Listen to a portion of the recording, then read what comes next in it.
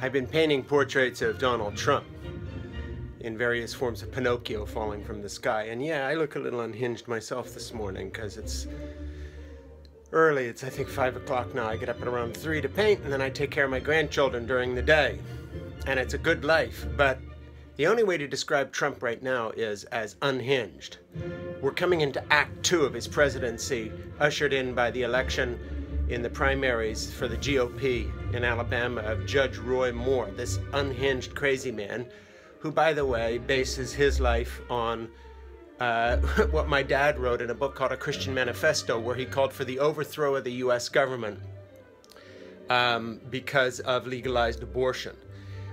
Judge Moore and other far-right evangelical Christians who would like to turn America into their version of Handmaid's Tale basically started thinking this way in the early 80s when my dad and I were flying around the country as right-wing activists calling for the replacement and the overthrow of the U.S. government by political means, not by violent revolution at first, equating America with Nazi Germany because of abortion. We were extremists.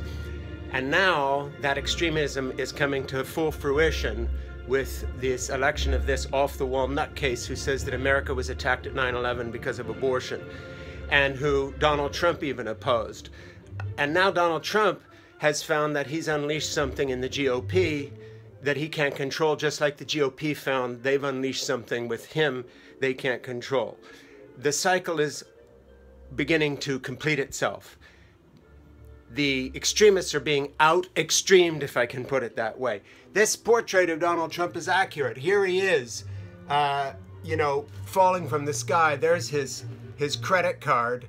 I got his name on it, and gold coming over everything. Actually, he's trashing my studio in this picture of Pinocchio.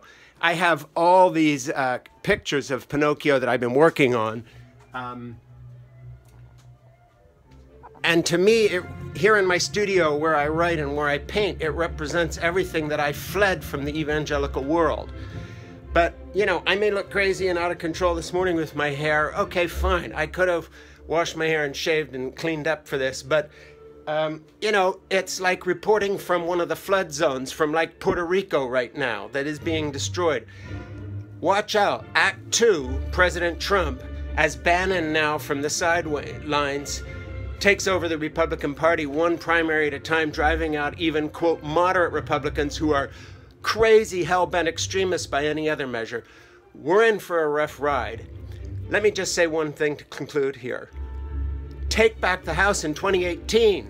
Take back the House in 2018. Listen, everybody, get off your butts and work for Democratic candidates to take back the House in 2018. We're going over an effing cliff, okay? Don't do this. Fight back, and don't fight back just by pissing and moaning about this fool, this idiot. Fight back by working for congressional candidates to clip the wings of these nutcase Republicans who are being led by people like Judge Roy Moore and Bannon and others who have taken my dad's work, Francis Schaeffer, and his extremist book called A Christian Manifesto that sold over 1 million copies, and now this has become their nutcase Bible. I left that world. It's time America leaves this world and leaves behind this white evangelical insane oligarchy that is fueling this whole damn mess. Bannon's just a footnote. The real story is the white evangelical voter that he's able to manipulate. Thank you. My name is Frank Schaeffer.